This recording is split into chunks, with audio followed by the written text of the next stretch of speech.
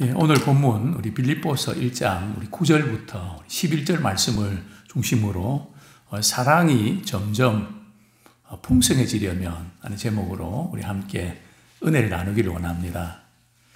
제가 목회하면서 신앙생활 오래 하신 분들이 늘 제게 이렇게 이런 아쉬움을 토로합니다. 목사님, 제가 한때는 교회도 사랑하고 주님도 사랑하고 참 뜨겁게 사랑했는데 그 첫사랑을 회복해야 될 텐데 그런 아쉬운 이야기를 하곤 합니다. 그때마다 저는 첫사랑을 회복한다는 것이 뭘까? 어떻게 부부 사이에 연애할 때 그 첫사랑 그 회복이 됩니까? 그때가 좋았지만 그 회복이 될까요? 처음 우리가 신앙생활 할 때에 참 교회도 뜨겁게 사랑하고 정말 신나고 그죠? 재밌고 기쁘고 왜 이런 그 마음들이 시간이 가면 갈수록 식어져만 가는 걸까요? 그게 정상일까요? 아니면 비정상일까요? 그래서 저는 첫사랑을 회복한다는 게 도대체 뭘까? 첫사랑은 지나가는 건데. 우리가 신앙이 성장하면서 이제 나아가야 되는데 그냥 그 첫사랑, 하나님 그 첫사랑 회복할 수 있도록 도와주세요. 물론 우리가 기도할 수 있습니다. 근데 먼저 우리가 고민해야 될 부분들은 기도 자체에 대해서 우리가 오해를 하고 있는 부분이 많이 있다는 겁니다. 어떻게 오해를 하는가 하면 나는 움직이지 않고 하나님이 다 해주시는 거로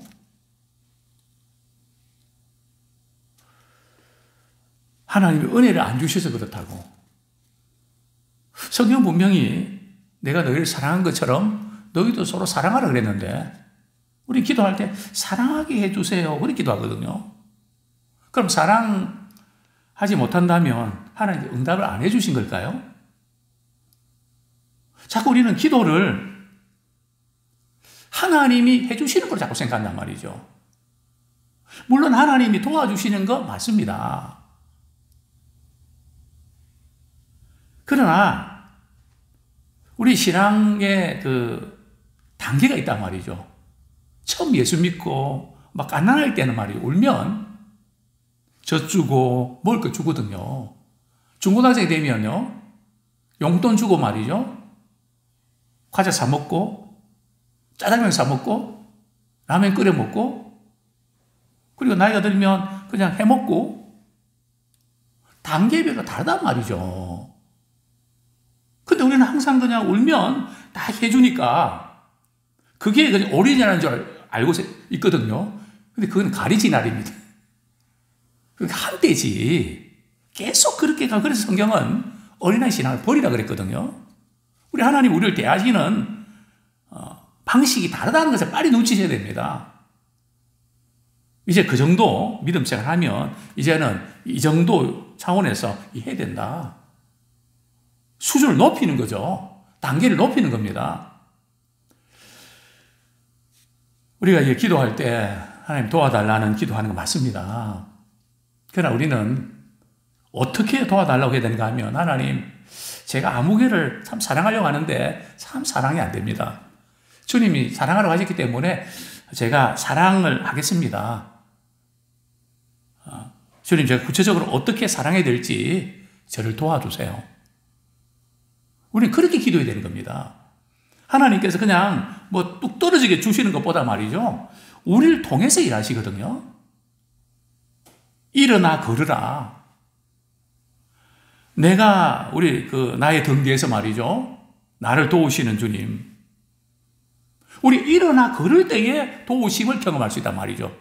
그냥 가만히 있어버리면 하나님의 일하심을 놓치는 경우들이 많이 있습니다. 이제 마지막 시대가 점점 다가온 것 같습니다. 이 기후변화가 오늘 많이 더우셨죠, 그죠? 어제보다 6도 더 더웠다 그러거든요. 지금 미국 이런 데는 뭐 50 몇 도랍니다. 이게 살인적인 더위가 온 것 같아요. 어쨌든 좀 예수님이 다시 오시는 그 날이 점점 가까운 것만은 틀림이 없습니다. 모든 면에서. 저는 요한계시록 또 주님 오실 그 징조에 대해서 늘 이렇게 관심을 두고 어디까지 왔나? 어디까지 왔니? 늘 체크를 하면서 우리 모두가 느낄 수 있는 것은 정말 가까이 왔다. 그러면 우리는 어떤 준비를 하는 것이 지혜로울까요? 물론 우리가 일반적인 생활을 우리가 잘 해야 되는 거 맞습니다. 그러나 우리는 그것보다 더 중요한 것, 그게 뭘까요? 그게 바로 베드로서도 보고 요한계시도 보면 딱 두 가지입니다. 하나는 잘못 살아왔던 삶의 방식을 회개해라. 하나님 등지고 그냥 내 중심으로 내 뭔가를 위해서 살아가려고 했던 그런 삶의 방식을 바꾸어라. 하나님의 영광을 위해서 살아가는 삶의 방식으로 바꾸라. 자, 두 번째로 강조되고 있는 것은 열심히 뜨겁게 사랑해라. 우리가 살아있는 동안에 참 사랑의 실천을, 사랑의 흔적을 많이 남기는. 이제 우리가 살아가면서 남는 게 뭘까요? 아마 언젠가는 우리가 이렇게 마지막 순간을 맞이해야 되는데요. 모든 분들이 마지막 순간을 맞이할 때에 뭐라고 이야기하는가? 저는 그분들이 마지막 이야기를 이렇게 관심 있게 듣습니다. 왜냐하면 언젠가 우리도 그 마지막이 올 테니까요. 또 그것이 얼마나 성경과 일치하는가? 한결같이 돈이 있는 사람이나 없는 사람이나 성공한 사람이나 그렇지 못한 사람이나 할 것 없이 후회스러운 것이 있다면 뭘까요? 내가 사랑해야 될 사람을 사랑하지 못했던 것. 아내를, 남편을, 자녀를, 부모님을, 또 가까운 사람들을 참 내가 사랑해야 된다는 걸 알면서도 사랑해야지 하면서 사랑하지 못했던 그것이 깊은 아픔으로 남습니다. 또 두 번째로 뭐 같은 맥락이죠. 우리가 살아가면서 정말 남는 게 뭘까요? 사랑한 것만 남습니다. 남는 게 먹는 게 아니고요. 물론 우리가 먹어야 우리 건강을 유지하죠. 그러나 남는 것은 사랑했던 겁니다. 사랑해서 그분을 감동시키고 그분을 격려하고 위로하고 붙잡아주고 정말 우리 신앙인의 삶의 목적은 주님의 사랑으로 어떻게 우리가 많은 사람들을 감동을 끼칠까? 내 자신의 발을 비추는 것보다 좀 다른 사람의 발을 비추는 또 우리 주변에 있는 사람들의 발을 비추는 또 이 민족에 소망을 안겨주는 그런 우리가 되기를 소원합니다.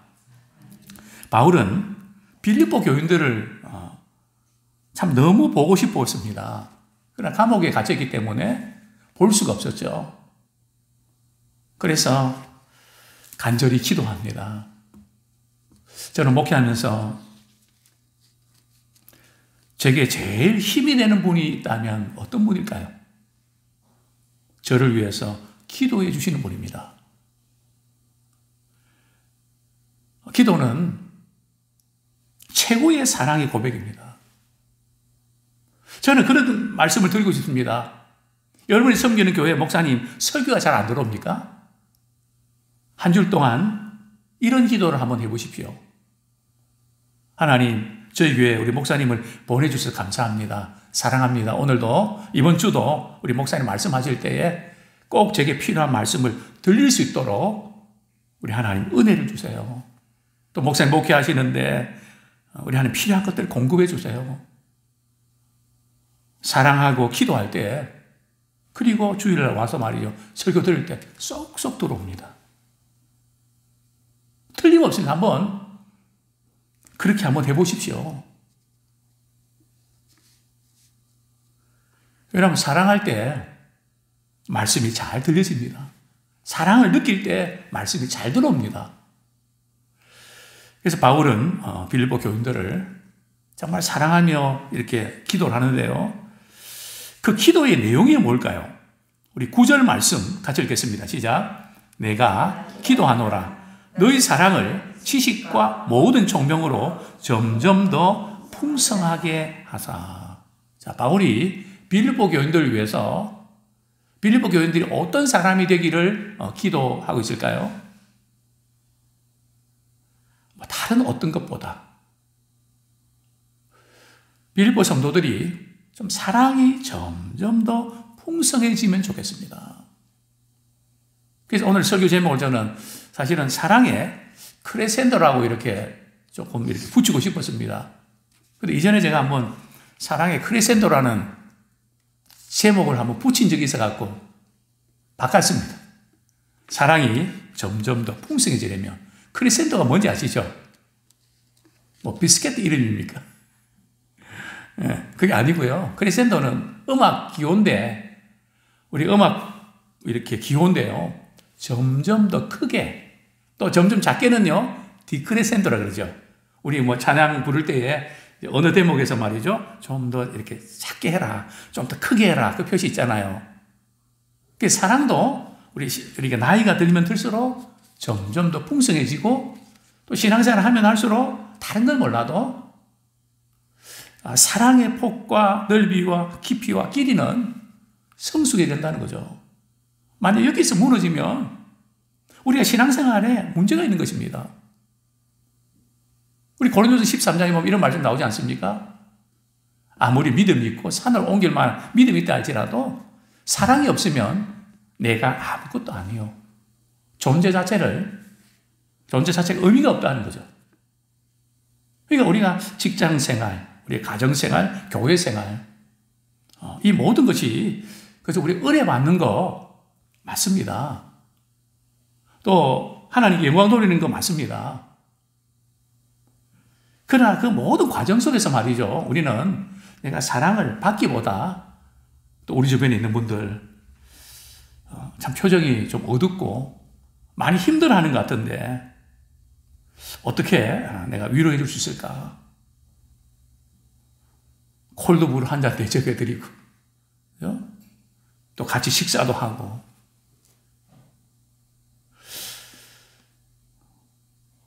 제가 목회하면서 늘 이제 그런 걸 많이 좀 느끼곤 합니다. 내가 참 목회자로서 말이죠. 우리 성도들 좀 용돈을 좀 많이 주고 싶은데 저는 용돈을 이렇게 주는 게 말이죠. 우리 아이들한테도 주고 싶고 그냥 딱 봐서 말이죠. 표정이 돈 떨어졌다 하는 그런 분 있으면 그냥 격려해드리고 싶은 작은 격려지만 힘이 되는 그게 얼마나 많겠습니까? 제가 지금 실천 못하고 있는 것 중 하나가 저 방에 우리 아이들이 많이 오거든요. 우리 설교 준비 때문에 좀 들어가지 마라 그러지만은 제 방에 좀 아이들 말이죠. 들어오면 뭔가 좀 애들이 좋아하는 선물을 하나씩 주고 싶은데 제가 애들이 뭐 좋아하는지 알아야죠. 그래서 그것 때문에 전도가 되면 참 좋겠습니다. 우리 목사님 방에 가면 멋진 선물 준다? 애들이 얼마나 좋은 추억입니까? 사실 저는 식당에 가도 말이죠. 아는 분이 있는 거 두루 번 그립니다. 왜요? 밥값 계산해 주려고. 예. 얼마나 기쁜 일입니까? 그죠? 또 다른 것보다 우리 목사님이 이렇게 결제 줬다 그러면 더 맛있다 그러더라고요. 그죠? 저 우리의 삶에 우리 가진 거, 말, 그죠? 물질, 내가 갖고 있는 은사, 그 모든 거 필요한 분들에게 사랑의 도구로 쓸 수 있다면 정말 그것이 얼마나 기쁘고 감사한지 모릅니다. 그래서 바울은 사랑이 점점 더 풍성해지면 좋겠다. 그런데 사랑이 점점 풍성해지려면 두 가지 요건이 필요합니다. 첫 번째가 뭡니까? 지식. 사랑은 잘해준다고 해서 그것이 사랑이 아닙니다. 여기 지식은 사랑은 어떻게 되는가 이런 어떤 지식이라기보다는 하나님을 아는 지식입니다. 우리 하나님을 알아갈수록 그분의 사랑을 경험할수록 우리는 우리 가까이 있는 분들 더 사랑을 풍성하게 할 수 있습니다. 아는 만큼 사랑할 수 있거든요. 받은 만큼 사랑할 수 있거든요. 그래서 이 주님의 사랑은 그저 이전에 우리 목사님들이 그런 말씀 많이 하셨거든요. 동네 목욕탕 가지 마라. 괜히 성도들 만나면 은혜 떨어진다. 아니 그냥 그 모습 그대로 보면 은혜 떨어집니까? 가까이 하지 마라. 그러면 실망한다. 요즘은 그런 분들 없죠. 목사님도 화장실 가냐고. 화장실 가는 거 처음 봤다고. 부족하고 연약한 모습들 다 보면서 주님이 나 같은 죄인도 사랑해 주셨는데 그거 다 보고 알고 그러면서도 주님의 사랑 때문에 사랑하는 그게 진짜 사랑이라는 거죠. 그냥 사랑에 빠지는 것은 오래 못 갑니다. 이런면 저런면 대팡 싸우기도 하고 갈라진다 하고 막 그냥 그런 그 가운데서도 그래도 내가 그 사람을 사랑해야지. 주님 나를 이렇게 사랑해 주셨는데 그 알면서 그럼에도 불구하고 사랑하는 겁니다. 자, 그 다음에 우리가 사랑이 점점 풍성해지려면 뭐가 필요할까요? 총명으로. 총명은 분별력입니다. 어떤 분들은 열심도 있고 막 그냥 뜨겁게 사랑하는데 분별력이 없습니다. 저건 아닌데 그건 사랑이 아닌데 저렇게 가다가는 결국은 그 좋은 것을 다 잃어버리는데 그것은 하나님이 우리에게 주시는 진정한 사랑이 아니에요. 아무리 이야기해도 못 알아듣는단 말이죠.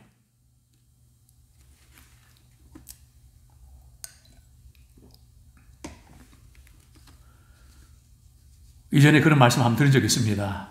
참 많이 배우신 분이고 또 남편도 이렇게 의사고 또 교수고 그런 분이셨는데 그 아내가 참 이렇게 저희 교회 와서 말씀을 듣고 은혜 받고 한 분은 그렇게 말씀합니다. 목사님, 저는 다른 목사님 설교는 안 들어오고요.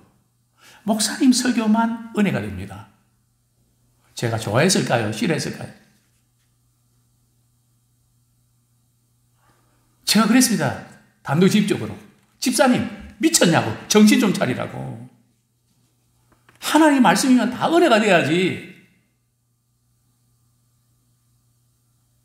집사님, 지금 그것은 진정한 사랑이 아니고 편협된 사랑이라고. 하나님 말씀이면 누가 전해도 은혜가 돼야 진짜지. 제 설교만 들으면 은혜가 된다고요?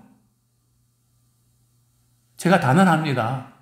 그런 식으로 갔다가는 남편이 교회 나가지 말라고 해서 교회 못 나올 겁니다. 저라도 못 가게 할 겁니다.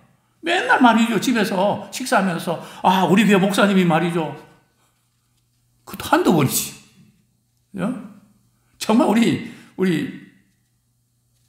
믿는 우리 이렇게 집사님들이 좀 분숙기가 있으면 안 됩니다. 어떤 남편도 말이죠. 자기 말고 누가 아무리 그 대상이 목사를 할지라도 싫어합니다. 그 자꾸 이야기하는 거 아니거든요. 그 결국 어떻게 됐을까요? 우리 교회 떠난 거 아닙니까? 그럴 수밖에 없죠. 분별력이 없는. 참 우리가 이 사랑을 하는 데 있어서 정말 우리가 잘한다 하는 것이 때로는 많은 상처를 줍니다. 그 사람을 봐가면서 해야 되거든요. 근데 간혹 이제 요즘 우리 아빠들이 자녀들을 그냥 사랑한다고 하면서 그냥 귀찮게 하거든요. 막 짜증나게 만들고 애는 막 우는데 좋다고 말이죠. 막 장난치고. 제가 그거 보이거든요. 사랑을 해도 별나게 살아가네. 그죠? 그 사랑하는 게 아니고 짜증나게 만드는 거거든요.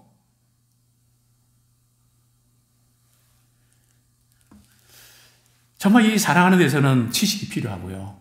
분별력이 필요합니다.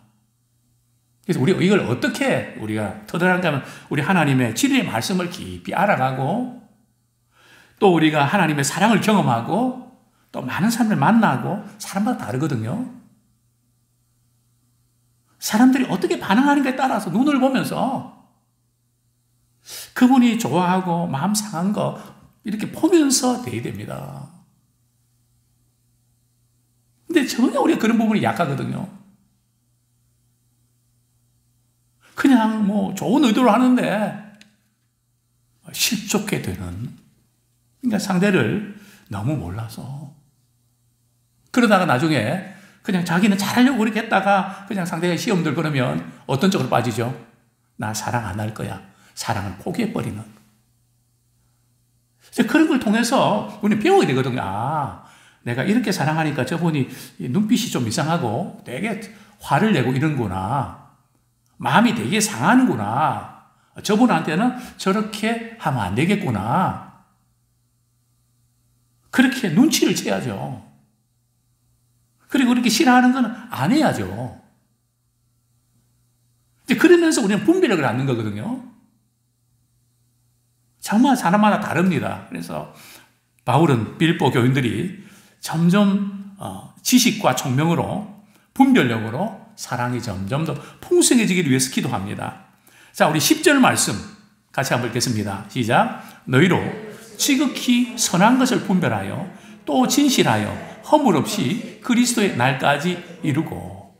참 우리가 이 사랑을 우리가 점점 풍성해지는데 언제까지요? 그리스도 예수의 날까지, 즉 우리가 생명 다하는 그날까지 나이가 많든지 적든지 할 것 없이 점점 더 이렇게 사랑이 풍성해지는 것이 이렇게 증폭되어야 되는데요. 정말 우리가 이게 사랑이 점점 풍성해지면 어떤 일이 생기는가 하면 지극히 선한 것을 분별합니다. 우리가 이렇게 사랑이 점점 많아지면 뭐가 중요한지, 뭐가 덜 중요한지를 분별하는 분별력이 생깁니다. 이 사랑을 할 때 말이죠. 굉장히 똑똑해지거든요. 물론 또 이렇게 잘못된 어떤 사랑에 빠질 때는 분별력을 잃기도 합니다. 그래서 우리가 점점 더 깊이 사랑할 때 하나님이 사랑이시기 때문에 하나님의 지혜가 생기고 분별력이 생깁니다. 이 공부해서 되는 게 아니고요. 하나님을 사랑하고 말씀 읽고 기도하면서 이거는 이런 경우도 어떻게 된다. 다 분별력이 딱 생깁니다. 뭐 교수나 박사나 뭐 이렇게 기업 총수들이 모르는 말이죠. 사람에 대한 또 상황에 대한 분별력이 생깁니다. 통찰력이 생깁니다. 자, 그런데 반대로 만약에 우리가 미움에 빠지면 어떤 일이 벌어질까요? 나를 너무 괴롭히고 너무 힘들게 하는, 정말 저도 이렇게 목회하면서 참 그런 분들도 몇 분 됩니다. 정말 힘든. 정말 그 사람을 매장시키고 싶은 그런 분도 없었던 거 아닙니까? 너무 화가 나고 분노가 생기고 피가 거꾸로 솟는 것 같고 뭐 그냥 정말 그냥 감당이 안 되는. 근데 문제는 미움이 딱 들어가는 순간에 우리에게 뭐가 생기는가 하면은 분별력이 흐려집니다. 판단력이 흐려집니다. 전체적으로 볼 수 있는 안목이 사라져버립니다. 그러니까 이 미움이 우리 자신에게 독이 됩니다. 그래서 성경은 원수도 위해서 기도해라. 그분을 불쌍히 여기고 기도해라. 왜요? 나를 위해서. 절대 이 나를 괴롭히는 사람을 위해서, 괴롭히는 사람 잘못되게 해달라고 기도하지 마십시오. 그분을 축복하십시오. 축복하면요, 그분한테 더 시달리지 않습니다. 제가 이전에 여러 번 말씀드렸죠. 한 700명 교회 제가 섬기면서, 제가 교육 목사로 섬기면서, 사무보는 아가씨가 교회 이렇게 일을 하면서 너무 힘들었습니다. 왜냐하면 장로님 한 분이 너무 힘들게 했습니다. 하루는 기부사하고 교회 왔습니다. 아무개 어디 왜 다쳤어? 넘어졌어요. 그러면 막 우는 거예요. 왜 우니? 하나님, 제가 계속해서 저를 괴롭히는 장모님 팔 부러지게 달라고 기도했는데 왜 하나님이 내 팔을 부러뜨리게 하는지 모르겠다고. 응답 받았네. 절대 그렇게 기도하는 거 아니야. 아무리 싫어도. 성경에 보면 이스라엘이 멸망하는 거 보고 말이야. 좋다. 잘 됐다. 그거 보고 하나님께서 진노하시거든요. 심판하시거든요. 그래서 우리는 뭐 고사하다, 뭐 그렇게 마음은 속 그런 게 있더라도 금방 지나가야지. 막 드러내서 말하고 막 그냥 그렇게 하면요. 안 됩니다. 그게 하나의 마음이 아니거든요. 어쨌든 우리는 사랑이 풍성해져서 지극히 선한 거, 참 뭐가 중요한지 삶의 우선순위를 바로 설정하고 살기 원합니다. 또 무엇보다 우리 사랑할 때 다른 것보다 진실해야 됩니다. 진실이 없는 사랑, 거짓에 또 과대 포장된 사랑은 오래가지 못합니다. 참 진실해야 됩니다. 또 허물이 없다는 것은 말이죠. 다른 사람이 걸려 넘어지지 않도록 해야 된다는 거죠. 우리가 사랑한다고 하지만, 뭐 잘한다고 하지만 상대방이 마음 상하고 실족해 되면 그건 아니라는 거죠. 우리가 좋은 의도를 가지고, 제가 목회하면서 뭐 지금은 그런 일이 거의 없는데요. 하나님, 한 가지 이상한 일이 있습니다. 저를 위한다고 하면 저를 왜 그렇게 괴롭히죠? 제발 좀 안 위해주면 좋겠습니다. 근데 그런 부분은 그렇게 위해서 그런데요. 제가 생각할 때는 위해서 그렇게 하냐, 그렇게 하면 되냐고 막 반문하고 싶지만 그분은 위해서 그렇대요. 그래서 하나님, 제발 저분이 나를 위하지 않게 해주십시오. 위하는 것도 참 희한하게 위한다. 제대로 위해야지. 허물 없이. 이제 말씀 맺겠습니다. 참 우리의 삶이 의의 열매가 예수 그리스도를 말미암아 가득하기 원합니다. 의의 열매가 뭡니까? 착한 행실이죠. 선한 행실이죠. 즉 사랑의 열매입니다. 참 사랑의 흔적들을 많이 남기면서 결국은 그것이 누구에게 영광 돌려준다고요?